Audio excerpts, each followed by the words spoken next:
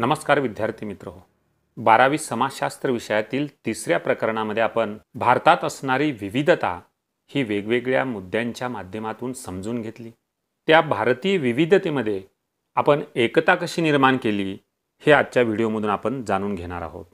भारतामध्ये विविध सामाजिक स्थानातील जे लोक आहेत हे समाज म्हणून एकत्र राहतात, पण इथे संघर्षच होत नाही असे नाही, पण विविध परंपरा आणि संस्कृतीचे एकत्रीकरण हे भारतीय समाजाचे वैशिष्ट्य आहे. विविध परंपरांच्या या संमिश्रतेला भारतीय राज्यघटनेने देखील दुजोरा दिलेला आहे. संविधानामध्येच नमूद केलेले आहे की भारत हे धर्मनिरपेक्ष राष्ट्र आहे, धर्मनिरपेक्ष समाज आहे. डी.पी. सिंघल यांच्या इंडिया अँड वर्ल्ड सिव्हिलायझेशन या पुस्तकामध्ये विविधतेतून एकता हे सूत्र भारताच्या संपूर्ण इतिहासात दिसून येते. भारतामध्ये प्रादेशिक, भाषिक, धार्मिक, जातीय या धर्तीवर प्रचंड विविधता आहे. त्यामुळे एकतेचे चित्र मात्र गुंतागुंतीचे होऊन बसते.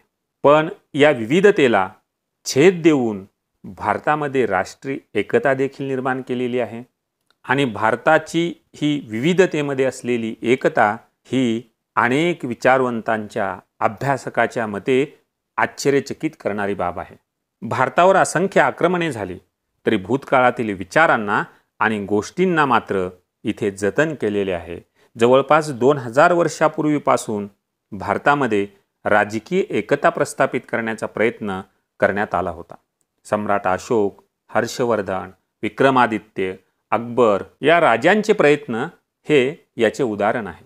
1947ला भारताला स्वातंत्र्य मिळाल्यानंतर भारताने राजकीय लोकशाही पद्धतीचा स्वीकार केला आणि त्या लोकशाहीच्या माध्यमातून विविधतेमध्ये एकता कशी आणता येईल याच्यासाठी प्रयत्न केले गेले. भारतीयांनी विविधतेकडे कधीही समस्या म्हणून पाहिले नाही, तर उलट त्याकडे एक अमूल्य ठेवा म्हणून आपण भारतीय या विविधतेचा आणि आपल्या परंपरांचा गौरवाने अभिमान बाळगतो. एकतेमध्ये विविधता आणि बहुलता सामावून घेण्याची क्षमता ही भारताची खरी ताकद आहे. एकता आणि विविधता ही प्रक्रिया समांतर आहे. एवढेच नव्हे तर हे सुदृढ भारताचे एक लक्षण आहे. डी.पी. सिंघल यांच्या शब्दामध्ये सांगायचे झाल्यास समाजातील एकतेची शक्ती रक्तातील लाल पेशीसारखी असते आणि त्याचे प्रमाण एका ठराविक पातळीपेक्षा वाढून किंवा कमी होऊनही चालत नाही आणि हे एकतेचे संतुलन राखून ठेवण्याचे काम सोपे नसते, अशा प्रकारचं मत डी.पी. सिंघल यांनी व्यक्त केलेलं आहे. विविधतेमध्ये एकता प्रस्थापित करण्याचं अवघड काम भारत करत आहे, भारतीय समाज करतो आहे. भारतात अस्तित्वात असणाऱ्या विविधतांचे उगमस्थान या एकतेमध्ये आहे. यामुळे संयुक्त संस्कृती निर्माण झाली आहे आणि या संयुक्त संस्कृतीचे स्वरूप हे अखिल भारतीय स्वरूपाचे आहे. एकता म्हणजे एकात्मभाव किंवा एकात्मभावाची जाणीव किंवा एकत्रीकरण होय, परंतु एकता म्हणजे एक समानता नव्हे, सारखेपणा नव्हे. विविधतेतील ही एकतेची प्रक्रिया राजकीय क्षेत्रात, तीर्थक्षेत्राच्या ठिकाणी, निवासाच्या परंपरेत, परस्परावलंबित्वाच्या परंपरेत, भावनिक एकोप्यामध्ये आपल्याला दिसून येते. भारतातली धार्मिक विविधता लक्षात घेता धर्मनिरपेक्षतेची संकल्पना भारतीय संदर्भामध्ये महत्त्वाची ठरते. धर्मनिरपेक्षता म्हणजे सर्व धर्मातील लोकांच्या श्रद्धांप्रती आदर आणि सहिष्णुता बाळगणे होय. धर्मनिरपेक्षता म्हणजेच सर्व धर्म समभाव हा सोपा असलेला पर्यायी शब्द.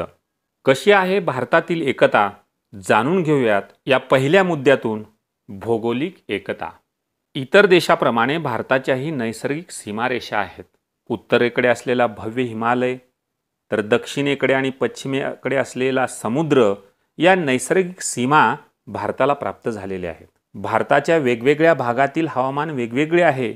यामध्ये मान्सूनचा ऋतू संपूर्ण भारतामध्ये आहे. शेती करण्याच्या पद्धतीमध्ये एक प्रकारची समानता आढळून येते. पेरणी आणि कापणी करण्याचा काळ हा समान असतो. नद्या, खनिजे, वने यासारखी नैसर्गिक संसाधने भारतामध्ये सर्वत्र आढळून येतात आणि या नैसर्गिक संसाधनावर समान अधिकार असल्याने सर्व लोकांमध्ये एकतेची भावना निर्माण होते. केरळमधील ओणम असेल, पश्चिम आणि दक्षिण भारतातील मकर संक्रांत असेल, तामिळनाडूमधील पोंगल असेल, पंजाबमधील बैसाखी असेल किंवा आसाममधील बिहू यासारखे सण कापणीच्या हंगामाशी संबंधित आहेत. त्यामुळे भारताच्या विविधतेमधील ही भौगोलिक एकता निर्माण झालेली आपल्याला दिसून येते. दुसरी आहे धार्मिक एकता. भारतातील विविध धार्मिक गटांमध्ये वरवर आपल्याला जरी फरक दिसत असला तरी त्या गटांमधील काही समान मूल घटक शोधून काढणे अवघड जात नाही. कारण इथे प्रत्येक धर्म आपापल्या धर्मश्रद्धेचा उपदेश करत असतो. मानवी मूल्यावर प्रत्येक धर्माची श्रद्धा आहे. परोपकार, पवित्रता, प्रामाणिकपणा, साधेपणा, चांगुलपणा, भूतदया यासारखी जीवनमूल्ये सर्व धर्मांमध्ये आहेत. भारतातला कोणताही धर्म चुकीची शिकवण देत नाही, चोरी करायला सांगत नाही. त्यामुळे ही सगळी जीवनमूल्ये प्रत्येक धर्मामध्ये एक सामायिकपणे सामावलेली आहेत. जी भारतामध्ये वेगवेगळी श्रद्धास्थाने आहेत, यामध्ये हिंदूंचे असतील, शिखांचे असतील, ख्रिश्चनांचे असतील, इस्लाम धर्मियांचे असतील, इथे जगभरातून सर्व श्रद्धांचे अनुयायी दरवर्षी भेटी देत असतात. सुवर्ण मंदिर, अजमेर दर्गा, त्र्यंबकेश्वर, पश्चिम बंगालमधील दुर्गा पूजा अशा वेगवेगळ्या धार्मिक श्रद्धास्थळातून आणि सण उत्सवांच्या माध्यमातून लोक एकत्र येतात आणि जगाला आपल्या धार्मिक एकतेचा संदेश देतात. यानंतरची एकता आहे राजकीय एकता. आर्थिक आणि सामाजिक असमानतेमुळे भारतीय समाजाला एक समतावादी समाज म्हणून निर्माण होण्यास अडचणी निर्माण झाल्या असल्या तरीही भारताची एकता आणि एकात्मता अबाधित राहिलेली आहे. भारतीय राज्यघटनेने देशात कायद्याचे राज्य निर्माण केलेले आहे. भारतातील सर्व नागरिक कायद्यापुढे समान आहेत. व्यक्तीचा सामाजिक दर्जा हा धर्म, भाषा, जात, लिंग, प्रदेश अथवा समुदाय यापैकी कुठल्याही घटकावर अवलंबून नाही.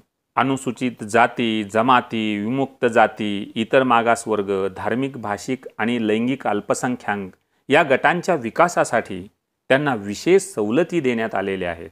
वासाहतिक शोषणाची जागा आता विकास प्रक्रिया आणि समतावादी विचारांनी घेतलेली आहे. हीच भारताची राजकीय एकता म्हणून आपल्याला उल्लेखित करता येईल. या राजकीय एकतेप्रमाणेच भारतामध्ये भाषिक एकता देखील निर्माण झालेली आहे. भाषिक एकता म्हणजे देशातील प्रादेशिक अथवा राष्ट्रीय अशा प्रत्येक भाषेला समान मान्य होय.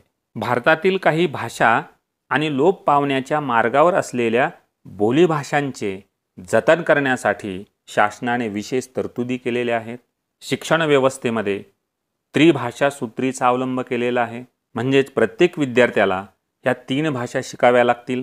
देशाशी जोडून राहण्यासाठी हिंदी, जगाशी जोडून राहण्यासाठी इंग्रजी आणि आपल्या राज्यामध्ये संपर्क करण्यासाठी प्रादेशिक किंवा स्थानिक भाषा किंवा ज्याला आपण मातृभाषा असे म्हणतो, या अशा 3 भाषांचा स्वीकार आपण शिक्षण व्यवस्थेत देखील केलेला आहे. त्याचप्रमाणे काही अल्पसंख्याकांच्या भाषांचाही अभ्यासक्रमात समावेश झालेला आहे.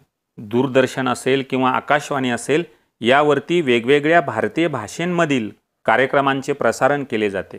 हे कार्यक्रम करोडो लोकांपर्यंत पोहोचावेत हा त्यामागचा हेतू असतो. कारण देशामध्ये वेगवेगळ्या भाषा बोलणारे लोक राहतात. दर कोसाला भाषा बदलते असं आपण देखील म्हणतो. देशातील बहुभाषिक लोकांमध्ये भाषिक एकतेची भावना निर्माण व्हावी यासाठी पावले उचलण्यात आलेली आहेत. पण मित्रहो, भाषा हे दुधारी शस्त्र असते. अनेकांसाठी हा अडथळा ठरू शकतो, तर काहींसाठी तो जगाला जोडणारा दुवा ठरू शकतो. शासनाच्या धोरणाप्रमाणे आपण भाषिक एकता निर्माण करण्याचा प्रयत्न भारतामध्ये केलेला आहे. या पुढील एकता आहे सांस्कृतिक एकता. भारतामध्ये प्रथा आणि परंपरामध्ये जरी फरक असला तरी भारतीय संस्कृतीतील एकता साहित्य आणि विविध समुदायांच्या वैचारिक आचरणामध्ये दिसते. दिवाळी, ओणम, रक्षाबंधन, ईद, नववर्ष, ख्रिसमस यासारखे सण देशभर साजरे केले जातात आणि हे फक्त भारतातील सांस्कृतिक एकतेमुळेच शक्य झालेले आहे. याचबरोबर वेगवेगळे संत, लेखक आणि कलाकारांनी त्यांच्या आजीवन कार्यातून हा एकतेचा संदेश दिलेला आहे. यामध्ये मदर टेरेसा असेल, बाबा आमटे असतील, रवींद्रनाथ टागोर असतील, भीमसेन जोशी असतील किंवा इतरही काही प्रतिष्ठित असतील, यांनी ही भारताची सांस्कृतिक एकता निर्माण करण्यासाठी प्रयत्न केलेले आहेत. ही भारताची सांस्कृतिक एकता चित्रपटाच्या माध्यमातून देखील सादर झालेली आहे.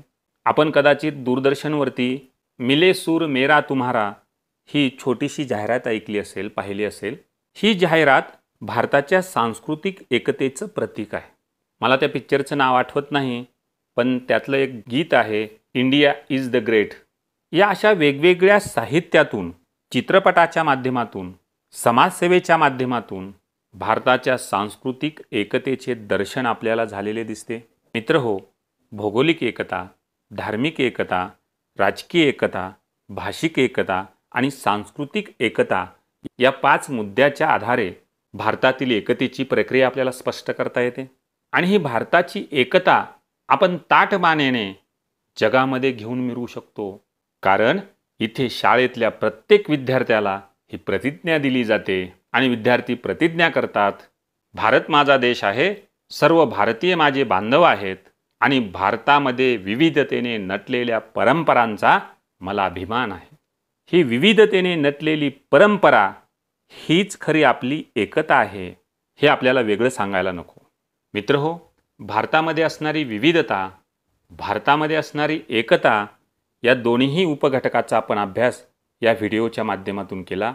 भारताच्या विविधतेने नटलेल्या परंपरांचा अभिमान घेऊन आपण मोठ्या मानाने मिरवतो, पण भारतात असलेली ही विविधता आणि त्यातून प्रस्थापित केलेली एकता ही भविष्यामध्ये टिकून ठेवणं वाटते तेवढी सोपी गोष्ट नाही.